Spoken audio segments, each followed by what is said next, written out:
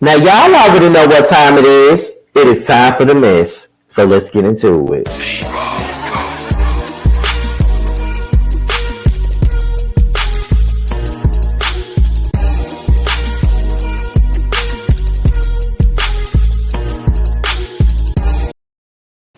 What's going on, y'all? This be your What's going on, y'all? This be your boy Scotty by Nation TV, and we are here for a brand new episode of Yes for the Mess. Okay, and we are here to get into some things. You guys already know this is all about gossip, all about hot topics, just all about the mess. Okay, now before we get into this mess, I just want to let you guys know and remind you all that you wanted it, you got it.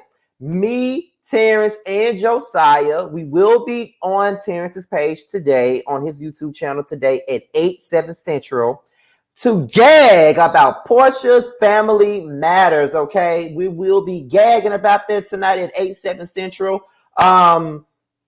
Depending on the response we get tonight, we may do this every week. We may do it every week. Let me just make that clear. We may do it every week, depending on the response that we get tonight. Okay, so be sure to tune in. It will be on Giving You the Real Tease channel.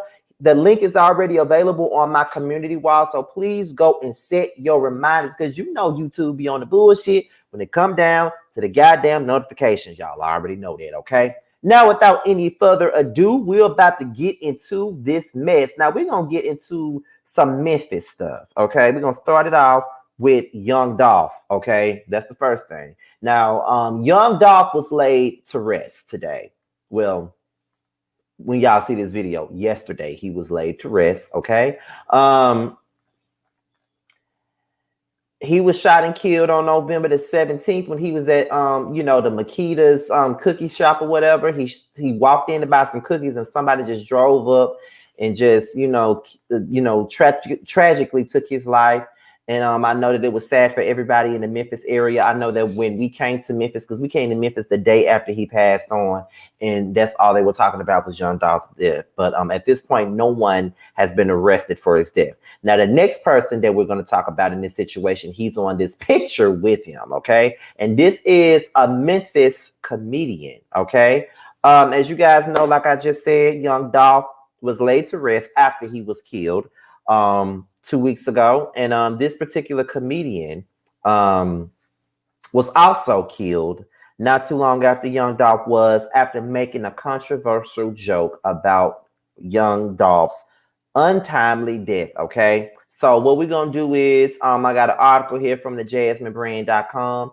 We're going to dive into that for just a little bit, and then y'all going to get my opinion, and then we're going to move on to the next. Okay, so let's get into the article. Now, it says, there appears to be some speculation that the streets of Memphis are in retaliation phase following the death of city native Young Dolph. According to reports, a Memphis-based community, Darian D. Money Childs, was fatally shot in Memphis just days after sharing a few questionable remarks about Young Dolph's tragic death online. Reports claims that after the news broke out about Young Dolph's passing, the 21-year-old comedian shared via his Facebook page a now-deleted controversial post that said, "Man, them folks just killed Young Dolph. I love Memphis because we so gangster." Laughing emoji, facepalm emoji, and fire emojis. In a separate post, he says, "Man, cuz if ye ain't from Memphis, or if ye ain't the police, just quit trying to solve Young Dolph murder. These folks then came and locked my grandma up." According to reports, D-Money's murder took place last Tuesday, November the 23rd, around 10 p.m. at a Valero gas station. However, it wasn't until Friday, November the 26th, that the Memphis Police Department confirmed in a tweet that D-Money was one of the three victims shot at. Two other victims included a woman who suffered non-critical injuries and a man who reportedly wasn't harmed in the shooting.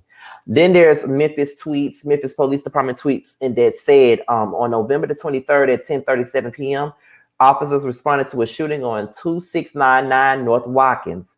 Officers located three victims nearby on Vaya Drive. Male 1 was exported critical but did not survive his injury.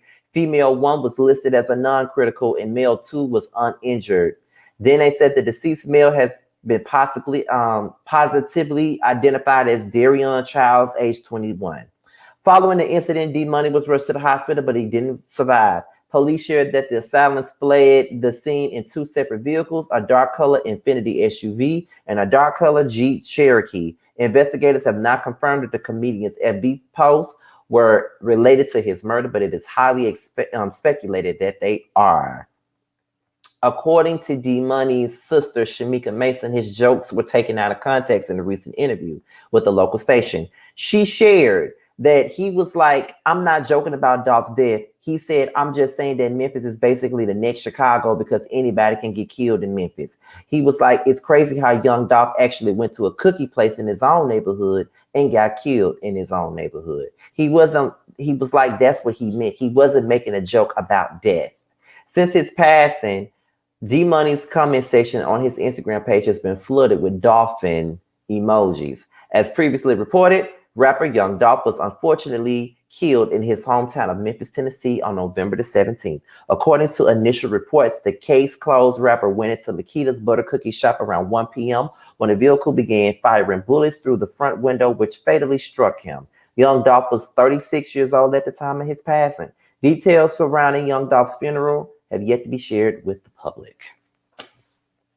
And that's it for Young Dolph and D Money. I think that that's very unfortunate. I think that it was already unfortunate enough that Young Dolph was killed, but then next thing you know, this comedian from Memphis is also killed after making a joke about his death. Now his sister can say whatever she want to say, but it did sound like a joke. Like, that's very insensitive to post something like that after someone's death. I'm just being honest. It is very insensitive. And I just feel like he should have thought that shit through before he decided to say it. You know what I mean? Like, sometimes we say shit and we don't realize how fucked up it is until after we say it. You know what I mean? And I just think that it was messed up. And knowing that emotions are running very high in Memphis, especially with that going on, that was probably not the best thing to do, because you don't know who, you don't know whose side, who on, you don't know who's running with who. You never know. So ain't no way in hell I would have did some shit like that. Ain't no way. If somebody got killed around here, do you think I'm finna make a joke, make something that comes across as a joke about the person that got killed? Hell no. So I can die next? No, ma'am. I ain't got time for that. You just got to be smart about stuff. Like, yeah, I get that he was a comedian and all of that other stuff, but I just feel like there's just some things that you should say, and then there's some things that you shouldn't say. And I just think that that's one of the things that he shouldn't have said, to be quite honest. He could have just kept that to himself, period. In a discussion. That's how I feel about it. So next up, we're here to talk about Jussie Smollett. Now, as you guys already know, it was alleged that he staged a hate attack on him in Chicago a couple of years back. And now the trial has finally started, okay? So what we're going to do is, I got an article here from the JasmineBryan.com. Let's dissect it, and then we're going to talk about it, okay? So let's talk about it. Now, here it is. New details have surfaced in the ongoing case surrounding Jussie Smollett's hate crime claims. According to reports, after multiple delays, the Empire actor Jussie Smollett, age 39, will be headed to trial today on November the 29th for allegedly staging an attack against himself. Jury selection is scheduled to begin today as well. As previously reported in 2019, Jussie Smollett made headlines after claiming he was attacked in downtown Chicago at 2 a.m. by two white men who called him racist and homophobic slurs. He also reported that his attackers placed rope around his neck and poured an unknown substance on him. He added that before the attackers left the scene, they yelled out, "This is mega country." However, after the investigation took place, law enforcement and prosecutors accused Jussie Smollett of lying about what actually occurred and being the mastermind behind the alleged incident. Smollett was ultimately indicted by a Cook County, Illinois grand jury on 6 counts of allegedly lying to law enforcement. The indictment calls the 6 charges felony disorderly conduct, which is a class 4 felony that carries a sentence up to 3 years in prison. The 6-count indictment came after Smollett seemingly had a small victory in his ongoing legal battle, and the 16 felony disorderly conduct counts he was initially facing were unexpectedly dropped. According to reports, two witnesses that are expected to testify against Smollet are two Nigerian brothers. These men have previously shared that they were paid by Smollet to help stage the infamous attack against him. Despite prosecutors' argument that Smollet puppeteered his own attack, the actor has maintained his innocence throughout this whole ordeal, and he was joined by a large crowd of supporters and family members, including sister Journey Smollet, age 35, as he headed to the courthouse. Okay, so that is the basis of that with Jussie Smollett in this case. I would really hope that he did not stage that damn attack. I really hope that he did, because if he did, that is some desperate ass shit. What do you need to stage your own damn attack for? There are plenty of people out there that's been attacked for being black, attacked for being gay, and all of that stuff, for being both of those things. And if you out here staging this shit for some damn attention, I should whoop your ass myself, period.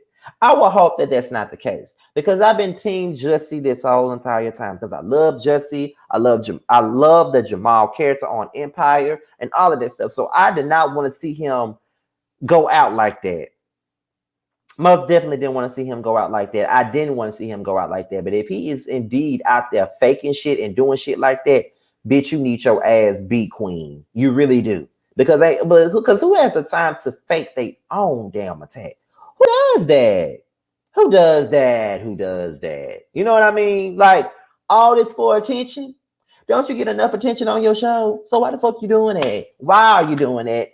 Why do you think that's even needed for you to do that?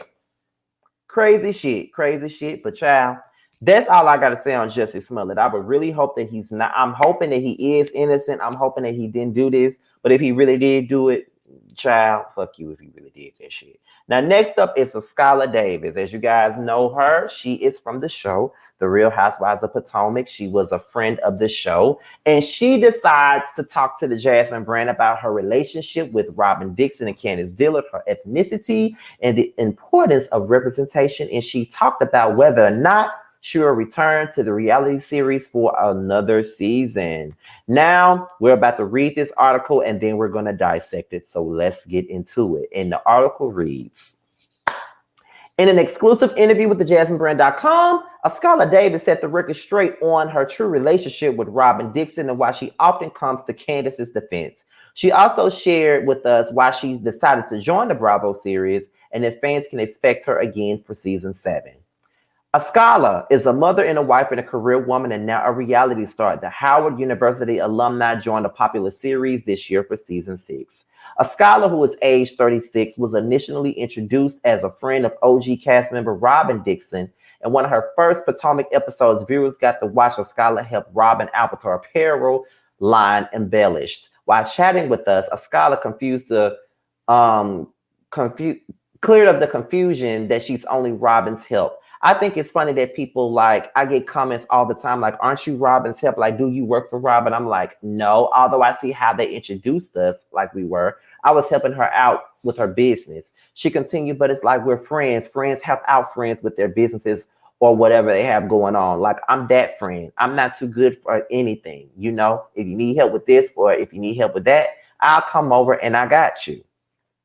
Skylar then shared that she had some reservations to overcome when she was first approached to join the popular series in a friend slot. I mean, it's exciting, but of course, you know, you have your reservations, but you know, it's all, I believe that everything is like, it's such a higher power. I believe in God. And it's like, you know, God's plan. She also added that her husband, Dre Davis, has been a huge support in her reality TV endeavors.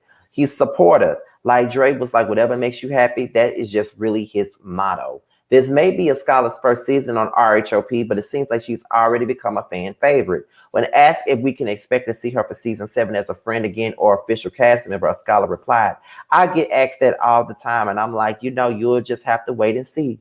She continued and shared that if she wants to return or not depends on the day. She added, Wendy Williams said it best, I'm a woman and I'm allowed to change my opinion at any given time.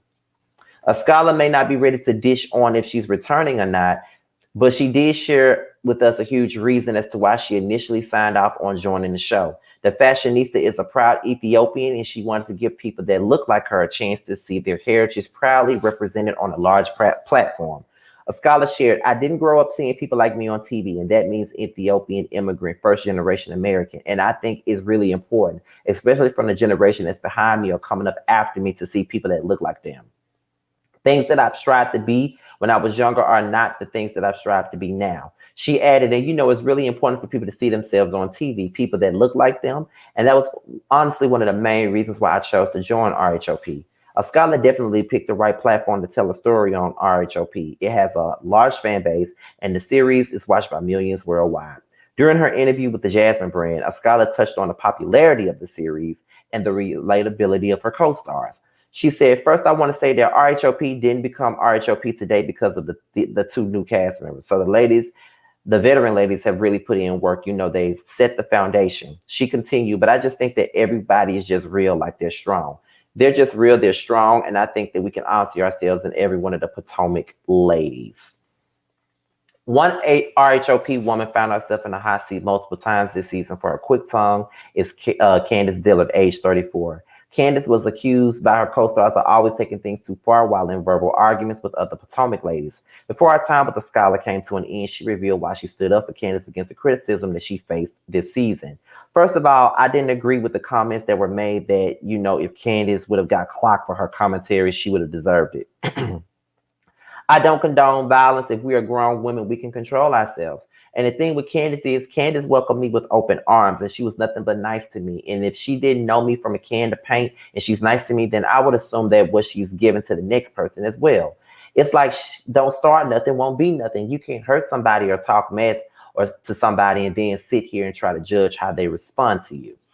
Now, that was the article from the JasmineBrand.com. Now, here's what I got to say. Now, me personally, I would like to see a scholar come back next season. I really would. I want to see more of her as a friend. Marlo was a friend on the Housewives of Atlanta for years, and she was all over the place. I think they didn't give a scholar enough for us to really get to know her by, but we like her. She's beautiful. She can dress. I like her personality. I would love to see her on the show. Hopefully she replaces either Ashley, Robin, or Mia, because one of them three really need to go. But I enjoy her on the show, and I'm glad that she was honest about why she defends Candace. She defends her because of the double standards and the hypocrisy. It was nice to see another Ethiopian on TV. She wanted to represent her culture, and that's exactly what she did. And I have no issue with a scholar. So I want a scholar to come back. If it's just a friend, that's fine. If she's replacing either Robin or fucking Ashley, that's fine too, child. But all in all, I enjoy a scholar, and I definitely want to see her come back. Now, next up, we got Nicki Minaj versus Mia Thornton. Now, Mia Thornton, she has a bit of an issue with Nicki Minaj about what she's tweeted and stuff like that, and she feels like she needs to be read. Okay, now let's get into this article from the JasmineBrand.com, and it reads: The Real Housewives of Potomac's Mia Thornton is letting reunion co-host Nicki Minaj know that she doesn't tolerate disrespect from anyone. Nicki Minaj has been very active on Twitter since her appearance on the season 6 reunion of The Real Housewives of Potomac. While the cast have shown plenty of love to Nicki, it seems like her tweets have ruffled a few feathers. Mia Thornton was the latest of Nicki's discussion, and the rap star's comments didn't sit well with her. Nicki tweeted, "Next day thoughts, I got in Mia's ass about things I really wish made the show. I asked a couple of hours of questions, only about a half an hour with commercials could really be used due to time. On top of that, Wendy cut me off when I really had a spicy point to make." Mia quoted the tweet and said, "Typical female. Meanwhile, I've said nothing but positive things about this girl in all of my press interviews. Baby, no one can get into my ass. Play the tape back. Hashtag RHOP, hashtag Queendom." Nicki came back with another edition of Next Day Thoughts. Next Day Thoughts, Mia and Robin are the friend that's going to amp a bitch like me up all day just by sitting there looking cute and laughing. I'll keep going just to keep making them laugh. Plus, I know when I tag them, they're going to roast the fuck out of you too. Mia responded with, "Let me be nice. I just don't like when peeps be making statements that aren't true. I don't play those games, and I don't care who you are." Nicki was a firecracker on stage. Many have praised her performance, including the cast, who are all smiles with Nicki while filming. Mia is the second cast member to go toe-to-toe with Nicki over her comments. Yesterday, Candace Dillard addressed Nicki's along with her fan base actions on Twitter. Okay, Mia don't know what she want to do. She don't know if she want to be mad with Nicki or not. While I do think that Nicki did a bit much, because some of that shit Nicki was doing was a bit much. But I think that Mia is doing too much, but she always hop her ass on Twitter and overreacts and do the absolute most and then turn around and have to backpedal. But is she gonna say that her social media manager is over those tweets too? Mia, get the fuck out of here, girl. Shut up. And that's really all I got on Mia's ass. Last thing we're going to talk about today is the Real Housewives of Atlanta, okay? As you guys already know, season 14 is underway. The girls are filming, but we got a little bit of tea, and the source is from the B Sky. So we're about to get into this, and after that, we're going to be up out of here, y'all. It's like 2:32 in the morning, and I'm up filming, child. This is the third video that I'm filming. Child, I'm sleepy, but we're going to get right on into it. So here is the article from Love B Sky. Filming for the Housewives of Atlanta season 14 is finally well underway, and the ladies are already getting down to business. Sources exclusively tell LoveBSky.com that there are a few brewing feuds that we'll see unfold in front of the cameras. For starters, Drew Sidora and returning housewife Sheree Whitfield have already gotten into it, and we hear that Sheree ate her right on up. We also hear that Drew and newbie Sonya Ross Richards have gotten into it. It's not all drama with Drew, however. Now that Portia Williams is out of the mix, Drew is said to be cozying up to Kenya Moore and is developing a friendship. And speaking of Kenya, she and Marlo ended season 13 on good terms, but according to our sources, they've gotten into a tiff as well. You may have heard the news that Sheree's boyfriend Tyrone sent a cease and desist to Bravo, demanding that the network delete whatever footage they have of him. Well, production is not happy with Sheree for promising them a storyline and delivering a headache instead. It's a good thing that her contract is in place, but the drama could result in Sheree having less screen time. This season should be interesting, as always. Oh, I ain't gonna read the rest of that, but that's pretty much the basis of that. So here's what I gotta say. I'm hopeful for this season. I'm definitely hopeful for this season. I'm not going to write it off like all the rest of y'all are, because a lot of y'all are already ready to write it off. Y'all are already ready to give the crown to Potomac and all this other shit. I'm not going to write Housewives of Atlanta off. I'm definitely looking forward to seeing what they bring. Now, I see that Drew Sidora is trying to keep up the mess now, because from the looks of it, she done got into it with Sheree. She done got into it with Sonya. Who else she gonna get into it with? And now she's trying to be cool with Kenya Moore. Anything to stay afloat on this show. Because the only ally that she really had was Portia. That's the only ally that she really had. Because nobody else was really fucking with her like that. Mainly, but Marlo probably was, but nobody else was really fucking with her like that. So I don't know if Shamia is gonna be on the show, but I do. Most people will say that she doesn't have a purpose because Portia's not there. But Shamia is good friends with Drew, and she's good friends with Candy, so she do have a purpose. And I wouldn't mind seeing Shamia on the show, honestly. I always like Shamia. Just saying. But that's pretty much the basis of it. Kenya and Marlo falling out again. Are you surprised by that?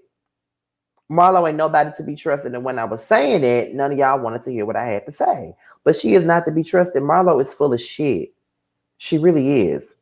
Really full of shit, okay? She'll do anything for a storyline. She'll do anything to be counted. Then that's just real shit, y'all. But I'm really looking forward to this season, like I said before. I'm trying to see what it's going to give.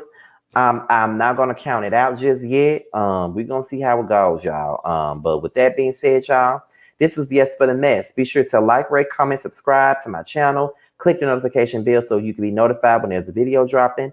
Follow me on all social media. My Twitter and my IG will be down below in the description box. If you want me to follow you back on IG, just hit me up in the DMs with the hashtag Mrs. Team Scotty, and I would definitely follow you back. Only if you got a picture, because I do not like following people with no pictures. Those are burner accounts to me. I don't play those games. But with that being said, you guys, your boy Scotty is out of here. Until my next video, I'll holler at y'all later. Peace.